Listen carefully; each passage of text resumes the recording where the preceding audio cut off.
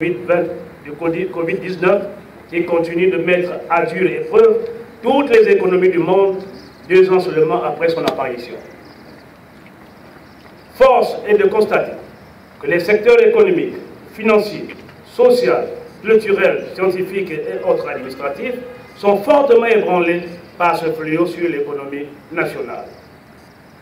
Cette pandémie destructrice qui frappe même les pays les plus puissants fait et continue à faire des effets catastrophiques sur le marché du travail, causant d'innombrables souffrances et affaiblissent l'extrême vulnérabilité des milliers de travailleurs et beaucoup d'entreprises dont notre pays n'étant épargné.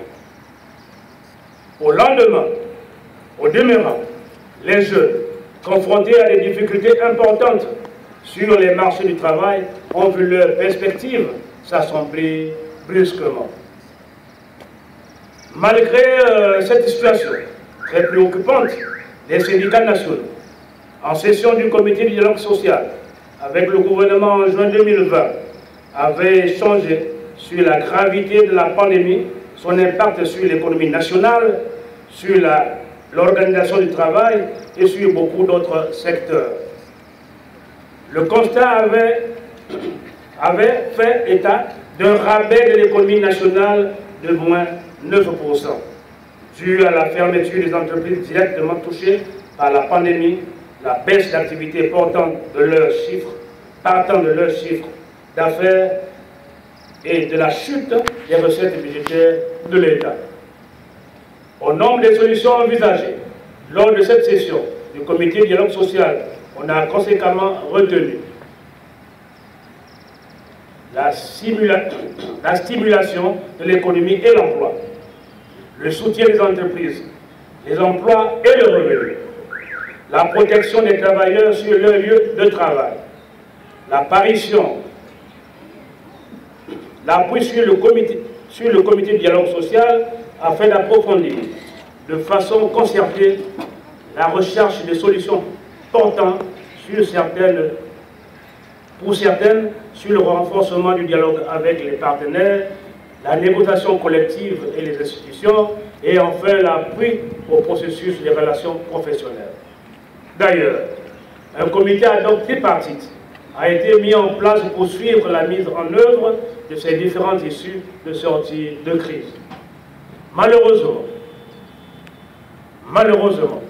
la CSTC constate que l'appui sur le dialogue social n'a pas connu une avancée significative. Camarades travailleurs, je viens de faire référence à l'accentuation de la crise économique qui entrave le développement de notre pays, sous l'effet conjugué des revers du marché pétrolier et de la propagation du coronavirus. Cependant, malgré la conjoncture économique et financière peu rassurante, sinon préoccupante, la CSTC réintègre son appel au gouvernement afin qu'il prenne les dispositions nécessaires qui concourent à trouver des solutions plausibles aux nombreuses préoccupations sociales des travailleurs. C'est pour cela que notre collaboration avec le gouvernement de la République est relative au respect incontestable de ces préoccupations. C'est ce qui justifie les quelques résultats constatés et les victoires réalisées en dépit de plusieurs écueils en travers notre parcours. Aujourd'hui encore, nonobstant la situation économique et financière décriée si haut, situation à laquelle notre pays est en négociation avec le Fonds monétaire international, notre confédération ne va pas se dérober de ses responsabilités et de ses missions historiques. De toute évidence, nous avons la certitude de leur aboutissement à travers le Comité national du dialogue social, ce nouveau cadre de concertation que nous espérons plus perspicace. Car sur la table des négociations avec le gouvernement de la République, plusieurs dossiers, au risque de devenir récurrents, attendent encore de trouver des solutions.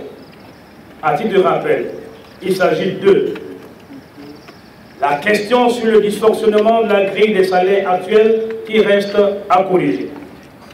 la publication du texte portant relèvement du minimum salarial de la fonction publique d'État à 86 600 francs CFA, conformément aux mesures sociales prises par le président de la République en 2014.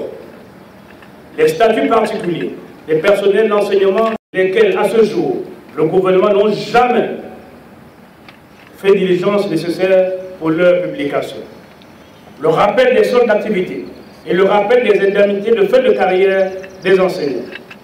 Le traitement de façon diligente des dossiers des retraités afin d'aboutir au paiement de leurs pensions à date échue. La tenue régulière des commissions administratives paritaires en application de la loi 021-89 du 14 novembre 1989. L'harmonisation du montant des allocations familiales entre celles des agents civils de l'État, donc de la CREF, et celles du secteur privé, c'est-à-dire de la CNCS. À ce chapelet de situation s'ajoutent plusieurs autres préoccupations liées au climat social. Je ne citerai que celles de la CNCS et de la CREF. De la situation du personnel des CAIR, de la Société des transports publics et urbains, STPU, de la Société des pavés du Congo, SPC, et d'Air Congo, de la situation des droits sociaux des entreprises liquidées ou en cours de liquidation.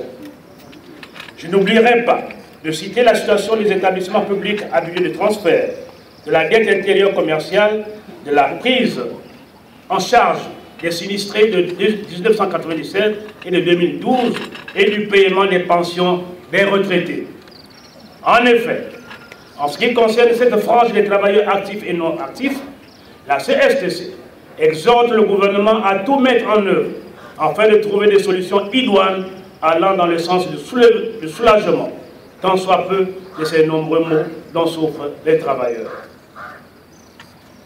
Du secteur pétrolier, la situation dans ce secteur reste préoccupante. La CSTC a toujours déploré et déplore encore la réalisation peu au très bas de l'échelle des recommandations consécutives aux conclusions de la session du comité du dialogue social du 23 août 2017, à savoir 1. Les cotisations sociales des sociétés de la sous-traitance et de prestations de services. La CSTC estime que les sociétés de la sous-traitance et des prestations de services ont l'obligation de s'affilier, de déclarer leurs travailleurs et de reverser les cotisations sociales des dits travailleurs à la Caisse nationale de sécurité sociale. De même, les sociétés donneuses d'ordre doivent également s'assurer que leurs sous-traitants de prestataires de services et de prestataires de services détiennent le quitus et les preuves de paiement régulièrement délivrées par la CNCS. La CSTC recommande à l'administration publique d'effectuer des contrôles réguliers de ces entreprises et, en cas de défaillance de celles-ci, la responsabilité des sociétés donneuses d'ordre sera engagée dans le règlement des sommes dues au titre des cotisations sociales. 2. De la situation des sociétés en autorisation temporaire d'exercice, ATE. Plusieurs textes administratifs traitent de la question des ATE. À cet effet, la CSTC exige la mise en place d'une commission de l'administration publique qui serait appelée à procéder aux enquêtes aux fins de clarifier la situation des entreprises et de sanctionner celles qui sont en situation irrégulière. De même, le recours à la mise à disposition du personnel doit obéir strictement aux dispositions de l'article 73 du Code de travail. 3. De la situation de la main-d'œuvre étrangère. S'agissant du recours à la main-d'œuvre étrangère au sein des entreprises ou du secteur pétrolier, la CSTC exige qu'il soit fait application des dispositions combinées des articles 27 et 28 de la loi 022/88 du 17 septembre 1988 et que le salarié étranger en entrant au Congo pour exercer doit disposer au préalable de son contrat de travail régulièrement signé. Des licenciements abusifs, massifs, Concernant les licenciements des travailleurs du secteur pétrolier et parapétrolier, ayant fait l'objet d'annulation de décision de la commission de litige par l'administration du travail et pour lesquels certains employeurs refusent la réintégration, il revient aux intéressés de poursuivre leur action devant les juridictions compétentes.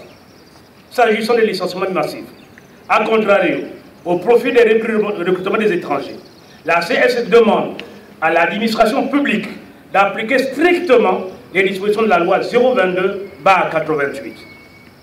5. De l'application de la convention collective du secteur des services pétroliers par les services ayant des activités dans le secteur pétrolier et parapétrolier. La CSTC estime que l'appartenance à une convention collective du travail en fonction de l'objet social et de l'activité principale de l'entreprise. De même, le basculement d'une entreprise d'une convention collective de travail à une autre devrait être examiné au cas par cas par l'administration du travail. Camarades travailleurs, il sied toutefois de relever qu'aujourd'hui, avec plusieurs départs de certains camarades à la retraite, nous avons conclu avec le gouvernement de la nécessité d'un prochain recrutement dans la fonction publique, dans les secteurs de l'enseignement, de la santé et de l'agriculture. Voilà, camarades travailleurs, le combat pour lequel nous nous attachons à trouver sereinement des solutions avec le gouvernement. Comme nous pouvons tous le constater, les travailleurs congolais ont longtemps été ces femmes et ces hommes dévoués, réalistes dans leur activité professionnelle. Le Congo, notre pays, traverse certes des turbulences qui nous interpellent tous. Seul le dialogue, gage d'un climat social durable, nous permettra de lui apporter un équilibre sûr, susceptible de sortir de la crise en apothéose. À cet effet, vous et nous devrions observer une attitude responsable pour ne pas céder à la frilosité qui pourrait nous gangréner nous-mêmes. Tout en prônant et privilégiant le dialogue, faisons des efforts de conscience. Approprions-nous des difficultés de l'heure, parce que le plus important est de placer notre cher beau pays, le Congo, au-dessus de toutes sortes d'irritations.